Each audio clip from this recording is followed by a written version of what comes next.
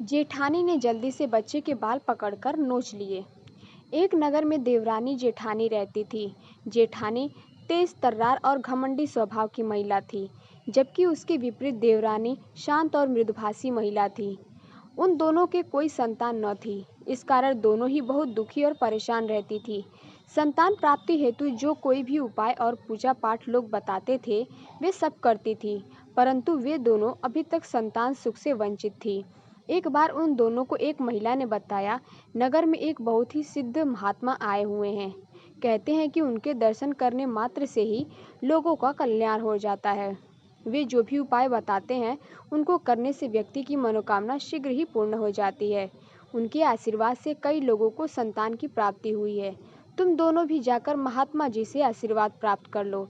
ये सुनकर वे दोनों महात्मा के पास पहुंच जाती हैं और उनको प्रणाम कर अपनी समस्या बताती हैं। उनकी समस्या सुनकर महात्मा जी कहते हैं, तुम्हारी समस्या का उपाय तो है, पर बहुत कठिन है। कर सकोगी तुम दोनों? जी महात्मा जी, उपाय कितना ही कठिन क्यों न हो, हम दोनों उसे जरूर पूरा करेंगे। बस आप उपाय बताइए। महात्मा की बात सुनकर दोनों एक साथ बोल उठी। उनकी बात सुनकर महात्मा बोले, इस बार आने वाली अमावस्या को तुम दोनों 1 साल के अंदर के बच्चे के जन्म के समय के बाल लेकर आना, यानी जिस बच्चे का मुंडन संस्कार ना हुआ हो, याद रखना, बाल कटे हुए ना हो, जड़ से उखड़े हुए होने चाहिए। उन बालों से मैं एक ताबीज़ बना दूंगा, जिससे पहनने से तुम्हें वर्ष के अंदर ही संतान सुख की प्राप्ति होगी। महात्मा जी को प्रणाम कर दोनों वापस घर आ गई। अब वे ऐसे बच्चे की तलाश में जुट गई जो 1 वर्ष का ना हुआ हो और उसका मुंडन संस्कार भी ना हुआ हो। सौभाग्य से उन्हें एक बच्चा का पता चल गया, जो खेत में काम करने वाली महिला का था। अमावस्या का दिन आया तो दोनों खेत जा पहुंची और वहीं बैठकर इंतजार करने लगी कि महिला बच्चे के पास से हटे तो वह बच्चे के बाल ले सके। तभी महिला ने बच्चे को दूध पिलाकर चटाई पर लिटा दिया और उसके पास अपनी बड़ी बेटी को बैठाकर खेत में काम करने चली गई।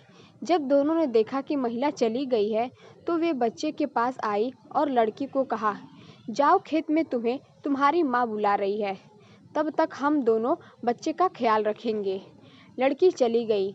उसके जाते ही जेठानी ने जल्दी से बच्चे के बाल मुट्ठी में पकड़कर नोच लिए, जिससे बच्चा तड़प उठा और बहुत जोर जोर से रोने लगा। उस मधुमेह बच्चे का करुण रुदन सुनकर देवरानी के आंसू आ गए।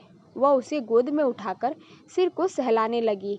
तभी उसकी जेठानी बोली, अरे ये क्या कर रही हो, जल्दी से बाल उखाकर चलो, नहीं तो वह महिला आ जाएगी। उसकी बात सुनकर देवरानी बोली, नहीं दीदी, ये काम मुझसे ना होगा। आप देख रही हैं ना कि आपके इस तरह से बाल नोच लेने से बच्चा कैसे दर्द से छटपटा रहा है। अरे पागल हो गई है क्या? ऐसे किसी भी बच्चे से ममता दिखाएगी तो कभी भी तू माँ नहीं बन पाएगी।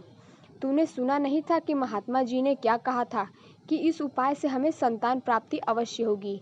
जेठानी ने कहा, नहीं दीदी, भले ही मुझे संतान प्राप्ति हो या न हो, पर मैं किसी भी बच्चे के साथ ऐसा नहीं कर सकती। देवरानी ने उत्तर दिया। जैसी तुम्हारी मर्जी, कहकर उसकी जेठानी चली गई।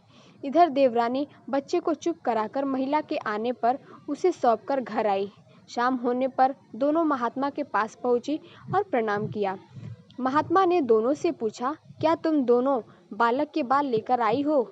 यह सुनकर जेठानी ने तुरंत अपने हाथ आगे किए और बोली, जी महात्मा जी, आपके कहे अनुसार मैं बालक के बाल ले आई हूँ। फिर महात्मा ने देवरानी से पूछा तो वह बोली, मुझसे यह काम ना हो सका। मैं अपने स्वार्थ के लिए किसी अबोध बालक के बाल नहीं उखाड़ सकती।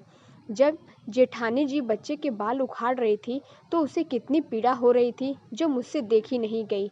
अब चाहे मुझे संतान सुख की प्राप्ति हो या ना हो, पर मैं यह घृणित कार्य नहीं कर सकती।